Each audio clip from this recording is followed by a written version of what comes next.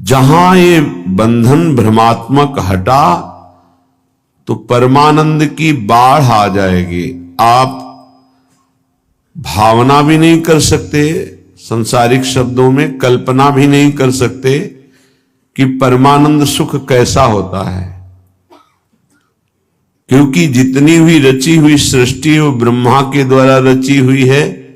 ब्रह्मा के द्वारा रची हुई संपूर्ण सृष्टि त्रिगुणात्मिका माया है। यहां परमानंद की कहीं कोई अनुभूति की बात ही नहीं है। जब तक विषयानंद का त्याग नहीं होगा तब तक परमानंद की अनुभूति नहीं होगी। जब तक ज्ञान नहीं होगा तब तक विषयानंद का त्याग नहीं होगा, या प्रेम नहीं होगा तब तक विषयानंद का त्याग नहीं होगा। बड़ा कठिन है मन और इंद्रियों को प्रभु में लगाना। बातें बना लेना, प्रवचन कर लेना, प्रवचन सुन लेना, वाहवाही इकट्ठा कर लेना, खूब धन एकत्रित कर लेना, खूब नाना प्रकार के भोगों को भोगना, ये कोई खास बात नहीं है। ये स्वाप्निक है, ये एक अच्छा स्वप्न है, लेकिन जब जगेंगे तो खाली हाथ होंगे। स्वप्न का कोई भी वैभव, भोग, सामग्री, परिवार जागृत होने पर कुछ नहीं होता, कुछ नहीं, 100 का 100% झूठा।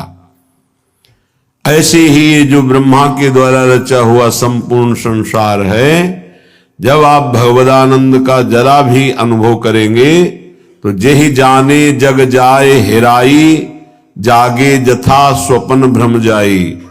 जिस परमात्म तत्व को जान लेने के बाद संसार ऐसे गायब हो जाता है जैसे स्वप्न में नाना प्रकार के पदार्थ, अनुकूल प्रतिकूल, व्यक्ति अनुकूल प्रतिकूल देखा, पर जब जगे तो कुछ नहीं था।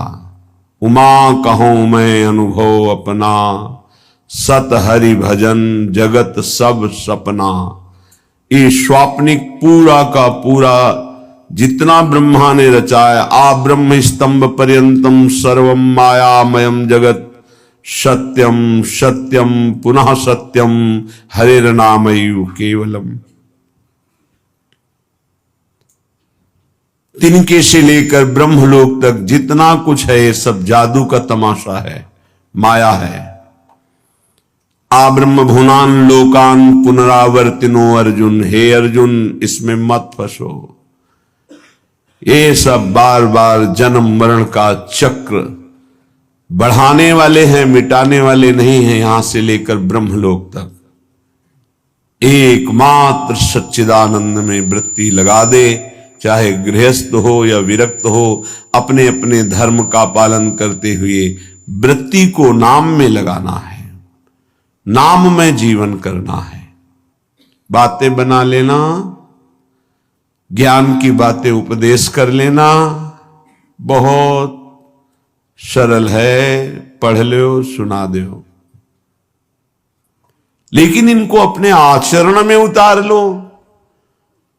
सोई महात्मा, चाहे वो गृहस्थ हो या विरक्त हो, शास्त्र की आज्ञा के अनुसार अपने अंतःकरण को चलाना, ये महात्मा का लक्षण है। मन और इंद्रियों को स्वतंत्र रूप से भोगों में छोड़ देना, ये विषयी पुरुष का लक्षण है। प्रायः बहुत संभालने पर भी, बहुत वर्षों तक इनको संयम में रखने पर भी कभी अहंकार न कर ले कि मैं संयमी हो गया, मैं जितेंद्रिय हो गया। जब तक प्रभु का मिलन न हो जाए तब तक मन और इंद्रिय पर विश्वास न करे कि मैं अमुक भोगों का विजयी हूं, त्यागी हूं। नहीं, कभी भी फिसल सकते हो। इसलिए आजीवन भगवत मार्ग के पथिक सावधान रह करके कभी गर्व नहीं कि मैं जितेंद्रिय हो गया, मैं मनोनिग्रही हो गया, मेरा क्या माया बिगाड़ सकती। नहीं, शिव विरंचिका मोहई को है बपुराण। और कौन बेचारा माया से युद्ध कर सकता है जब ये बड़े बड़े। तो क्या करें, बड़े मत बनो, छोटे बन जाओ। दैन्य हो जाओ तृणादपि सुनीचेन, कोई नहीं तुमसे प्रश्न करेगा, न माया न भगवान। प्रश्न करते हैं जिनको बहुत अभिमान है कि हम जितेंद्री हैं, हम मनोनिग्रही हैं, हम बड़े भजनानंदी हैं, तो प्रश्न हो जाता है ये देखो, दो इसका उत्तर। और यदि छोटे बन जाओ, तृणादपि सुनीचेन तरोर्यु सहिष्णुना, वृक्ष के समान सहनशील, तिनके के समान नीच, दूसरों को मान देते हुए स्वयं अमानी, कीर्तनीय सदा हरि, ऐसा भक्त निरंतर भजन परायण रहता है, उसकी इंद्रियां चंचल होती ही नहीं, क्योंकि भगवत कृपा से वो शांत हो जाती हैं। ये रहस्य को समझिए। अमानिना मान देनो कीर्तनीय सदा हरि। यदि आप अपने में थोड़ा भी सद्गुण का अभिमान करेंगे तो माया प्रश्न कर देगी। माया के प्रश्न का उत्तर देना केवल भगवान की कृपा पात्र की ही क्षमता है, दूसरे की नहीं।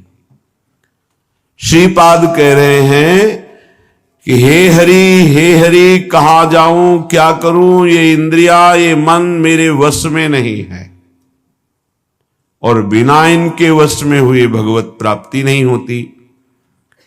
प्रविशति सदा दोष निचय, ये सदैव दोष वाले कार्य में ही लगी रहती हैं, पापाचरण कराने के लिए प्रेरित करती रहती हैं। ये इंद्रियां, ये देख लो, ये खा लो, ये सूंघ लो, ये भोग लो, ये छू लो, नाना प्रकार से शब्द स्पर्श रूप रस गंध। एक उपाय मुझे समझ में आया है, श्रीपाद प्रबोधानंद जी कह रहे हैं, मुझे एक उपाय समझ में आ रहा है कि यदि वृंदावन धाम का अनन्य भाव से आश्रय ले लिया जाए तो सब ठीक कर देगा। ये बड़ी अद्भुत महिमा है। कैसे ठीक कर देगा? जब आप श्रीधाम वृंदावन का आश्रय लेंगे तो वृंदावन आपको किसी महापुरुष से मिला देगा। महापुरुषों का दर्शन, संभाषण, उपदेश अमोघस्य। जैसे भगवान का बाण कभी लक्ष्य वेदे बिना वापस नहीं लौटता, जिमि अमोघ रघुपति कर बाना, ऐसे ही जिसको भगवत प्रेमी महात्माओं का संग मिल गया तो देवर्षि नारद जी कहते हैं अमोघस्य, पर शर्त है अगम्यो, उनका निर्वाह कर पाना कठिन है।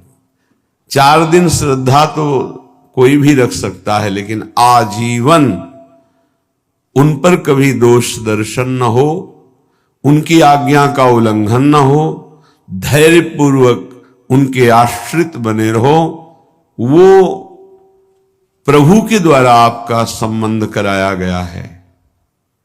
जो हम किसी महापुरुष से मिलते हैं ये हमारे सुकृत नहीं है, ये हरि कृपा है। जो प्रभु मोहि अनुग्रह कीन्हा, तो तुम आई दर्श हठ दीन्हा। भगवत अनुग्रह से भगवत प्रेमी महात्माओं का संग मिलता है। भगवत प्रेमी महात्माओं के संग से हमारे दुष्संग का नाश हो जाता है। सर्वसंगोपहो हिमाम, जो संत संग है वो समस्त संगों से आपको अलग करके एकमात्र श्री भगवान में आसक्ति प्रदान कर देगा। इसीलिए श्रीपाद कह रहे हैं आप श्रीधाम वृंदावन का अनन्य आश्रय ले लो। वास सब कोई नहीं कर पाएगा। यहां का वास करना वही फल जो वास करने से मिलता है आश्रय से मिल जाएगा। आश्रय ले लो तो आपको पता नहीं कौन महापुरुष है। संत महापुरुषों की पहचान केवल भगवान जानते हैं, या उसी कोटि का महापुरुष हो तो जानते हैं, अन्यथा नहीं। तो श्रीधाम वृंदावन महापुरुषों की खेती है। जैसे गन्ने की खेती एक से एक गन्ना, ऐसे ही खेती है, प्रेम खेत इसे कहा गया है। अद्भुत खेत महामनमथ को, महामनमथ महाप्रेम को कहते हैं। काम भी मन को मथता है, इसलिए उसे भी मनमथ कहा गया है, और प्रेम भी मन को मथ करके निर्विकार करके प्रियालाल में कर देता है, इसलिए इसको भी मनमथ कहा गया है। प्रियालाल की लीला गायन में जहां मनमथ शब्द आवे, काम शब्द आवे, तो उसका अर्थ सीधा प्रेम होता है। और संसार के संबंधों में अगर प्रेम भी शब्द कहा जाता है तो काम ही है।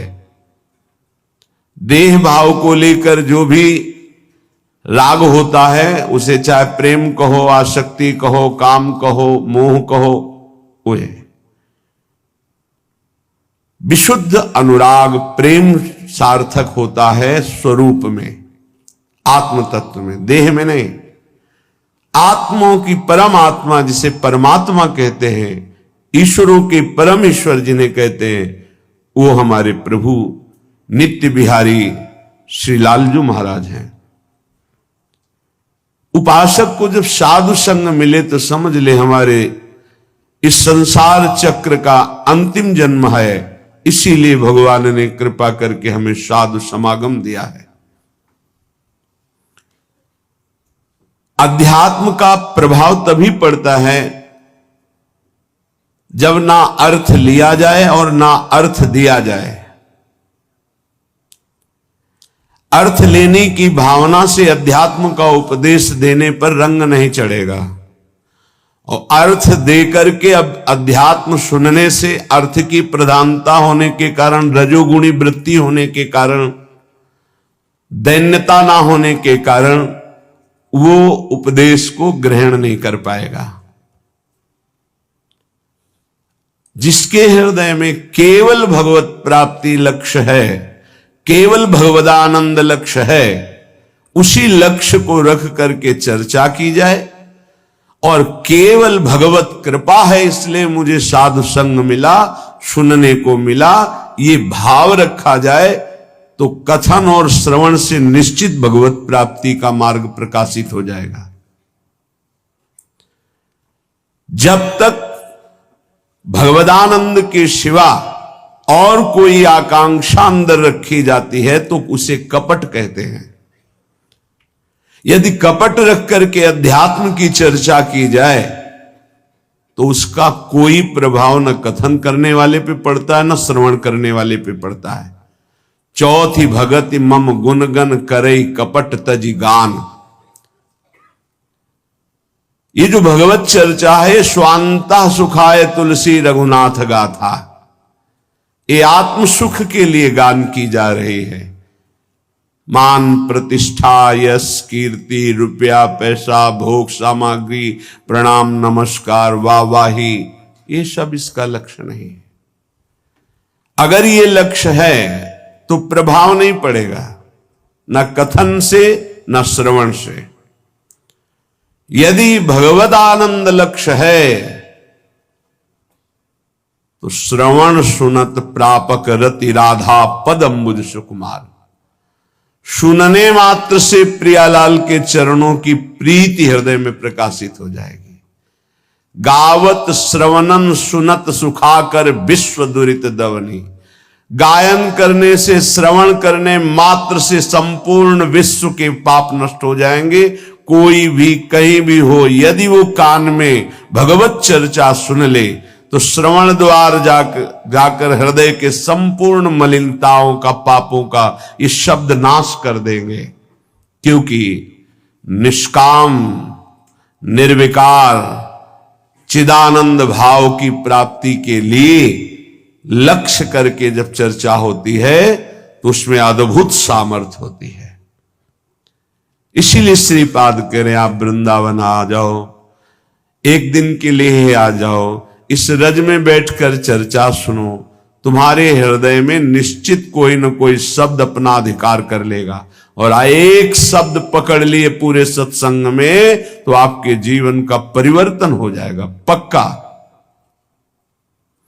श्रीपाद कह रहे जाति प्राण धनानि यान्तु सुयसो राशि परीक्षीयताम् सद्धर्मा विलयम प्रयान्तु सततम सर्वैश्चन्निर्भर्त्स्यताम् आधिव्याधि सतेन जीर्यतु वपुर्लुप्तो प्रतिकारतः श्री वृंदा विपिनम तथापि न मनाक् त्यक्तुम ममास्ताम मतिः। न तुम्हारी जाति काम में आएगी, न तुम्हारे प्राण किसी काम के रहेंगे, न तुम्हारा धन तुम्हारे साथ जाएगा, न तुम्हारा परिवार, सब यही छूट जाएगा। देखो, जो पंचभूत हैं वो सबके एक ही हैं। पंचभूतों से बना हुआ है शरीर, जैसे हमारा वैसे ही आपका। इसमें कोई घटा बढ़ी नहीं है कि 80% हमारा, 75% आपका, 100% उनका, ऐसा नहीं। 100% पंचभूतों से जैसे ये बना है ऐसे आपका बना है, और 100% जैसे हमारा भगवान का अंश स्वरूप है आत्मा, वैसे ही आप सबके, किंचन मात्र कोई अंतर किसी से नहीं। ये जो विविध प्रकार के धर्म, लोक धर्मों की व्यवस्था की गई है, वो भगवत प्राप्ति के लिए की गई है। एक दूसरे पर घृणा, नफरत, लड़ाई झगड़ा, ऊंच नीच, इसके लिए नहीं की गई। एक लोक धर्म है। पर जब आप भागवत धर्म में स्थित होने की बात सोचेंगे तो त्यज लोक धर्मान, श्री भगवान ने ही संपूर्ण सृष्टि की रचना की ब्रह्मा जी के रूप में। उन्होंने सारी व्यवस्था की युग धर्म के अनुसार। वही भगवान श्री राम जो हरि हैं, जिनके नाभि कमल से ब्रह्मा प्रकट हुए, सबरी जी के सामने बैठे कुश की चटाई पर। बड़े बड़े योगियों के द्वारा पावन किए हुए हृदय कमल में जिनका पधारना कठिन होता है, सबरी माई के सामने बैठे हुए। कौन है सबरी मैया? सब दंडकारण्य के ऋषि, बड़ा ऐसा मतंग ऋषि सबरी की भावना को पहचाना और अपने पास में कुटिया बनाई और कहा, बेटा तुम निश्चिंत होकर यहां भजन करो। ये बड़े बड़े ब्रह्म ऋषि जन क्यों नहीं समझ पाए सबरी जी को कि इतनी उच्च कोटि की महान भक्ता है? क्योंकि उन्हें अपने ब्रह्मणत्व का, अपने तप का, अपने साधन का ब्रह्मणत्व है। ये भगवान किसी की भी कुटिया में नहीं गए, किसी की तरफ देखा नहीं, उनकी तरफ देखा जो सबरी जी पर भाव रखते थे। तो उनसे पूछ लेते थे कि सबरी मैया का आश्रम किधर है। संभाषण कर लिया, देख लिया, आश्रम किसी के नहीं। और जो ऐसा सोचते थे कि मैं तो इतने 1000 वर्ष से तप कर रहा हूं, भगवान तो मेरे यहां आएंगे ही, भगवान ने देखा भी नहीं, संभाषण भी नहीं किया। आश्चर्य है, भगवान सबरी जी के सामने कुशासन में बैठे हुए। सबरी जी एक एक बेर भगवान को दे रही है, जो रोज भाव से चयन करती थी। भगवान उससे बखान बखान के पार है। फिर भगवान सबरी जी की स्तुति करते हैं। जो नवधा भक्ति है वो उपदेश नहीं, क्योंकि भगवान के सामने ही प्रेमाग्नि में शरीर को भस्म करके वो भगवत धाम जा रहे, तो उपदेश दिया जाता है जो आचरण करे। सबरी जी में तो संपूर्ण प्रेम लक्षणा भक्ति का प्रादुर्भाव हो चुका है, जो नवधा भक्ति के बाद होती है। भगवान ने उसमें कहा कि जाति पाति कुल कर्म बढ़ाई, ये सब मैंने माना, मुझे ये कोई रिझा नहीं सकता। मैं अमुक हूं, मैं अमुक हूं, मैं अमुक। मानो एक भगति कर नाता, एकमात्र मैं भक्ति का नाता मानता हूं, और वो किसी के अहोवत्सो पचतो गरीयान यज्ञभ्यागे वर्तते नाम तुभ्यम। वो चांडाल भी जगत पूजनी हो जाता है जिसकी जिभ्या पर भगवत नाम हो।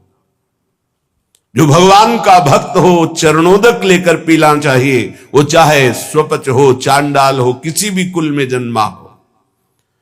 और जो भगवान की भक्ति से विमुख है, वो कोई भी हो, वो इस सच्ची मानो वही स्पर्श करने योग्य नहीं है जो भगवान से विमुख है।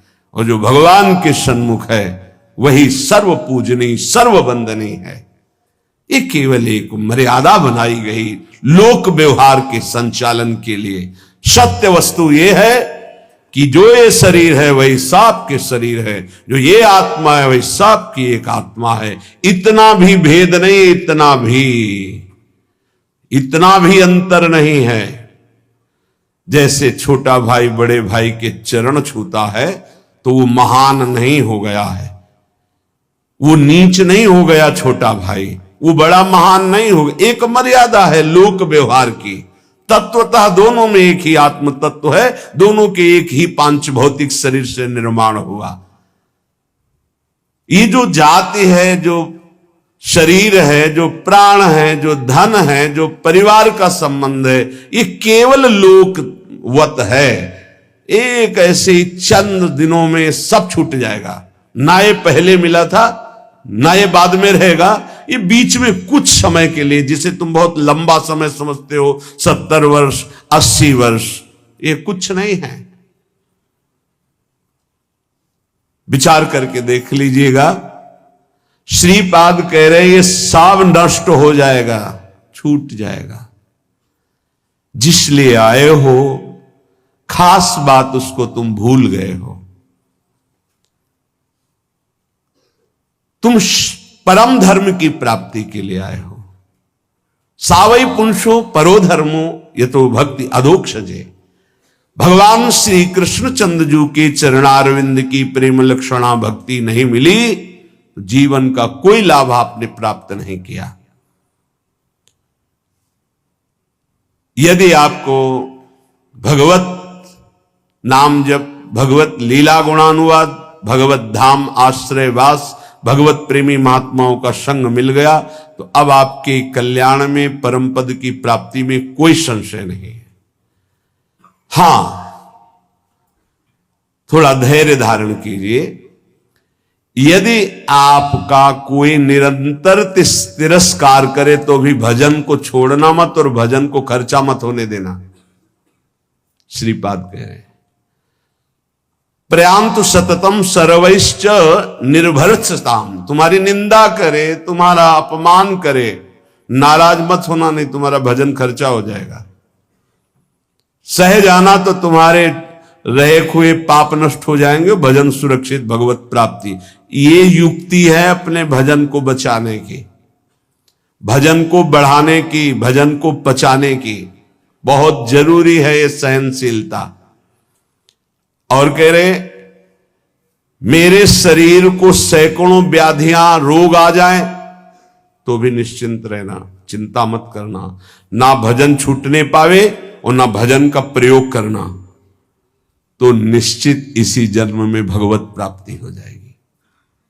होता क्या है, 2-4 माला जपा, जहां समस्याएं आई तो भजन भी छूटा और संकल्प भी बना दिया कि प्रभु जो कुछ भी भजन साधन हुआ ये हमारी कामना पूर्ण हो जाए। अगर उसके समान भजन है तो हो जाएगी, नहीं है तो फिर नहीं होगी, तो आस्तिकता भी आपकी नष्ट हो जाएगी। ये परमार्थ है, इसको अंदर से समझने की चेष्टा करो। बाहरी व्यवहार नहीं है, ये अध्यात्म है। लेश मात्र भी भजन छूटने की इच्छा ना रह जाए।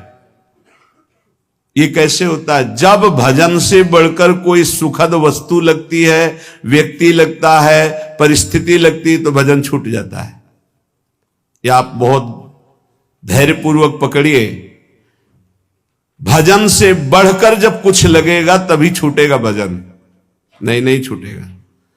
रक्षति संसार भयात् सदोष मप्य शेष देह भृद वृंदम वृंदावनमिति तेन प्रथितं तन्नोमि काननम किमपि।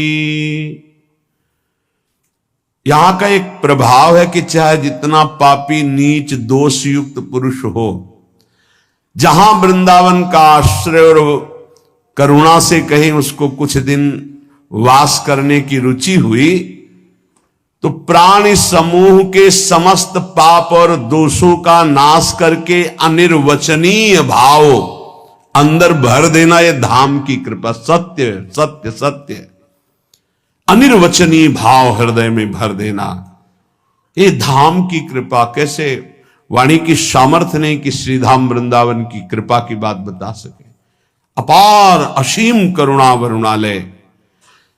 तन्नोमि काननम किमपि, मैं नमस्कार करता हूं कि जिन इंद्रियों को वश में करना, मन को वश में करना बड़ा कठिन है, ये पापाचरण ही कराती रहती हैं। ऐसा पापी पुरुष, दोषयुक्त पुरुष कहीं किशोरी जी की कृपा से श्रीधाम आने जाने लगा, सत्संग सुनने लगा, बिहारी जी राधा रमण राधा वल्लभ लाल जी इनके दर्शन करने लगा, धाम की कृपा से ऐसा अनिर्वचनीय भाव जाएगा कि परिवर्तन हो जाएगा, वो दोष रहित हो जाएगा। बड़ा आश्चर्य होता है। 30-30 वर्ष से व्यसन कर रहे हैं, मदिरा पीना, मांस खाना, व्यभिचार करना और आदि आदि, और वृंदावन से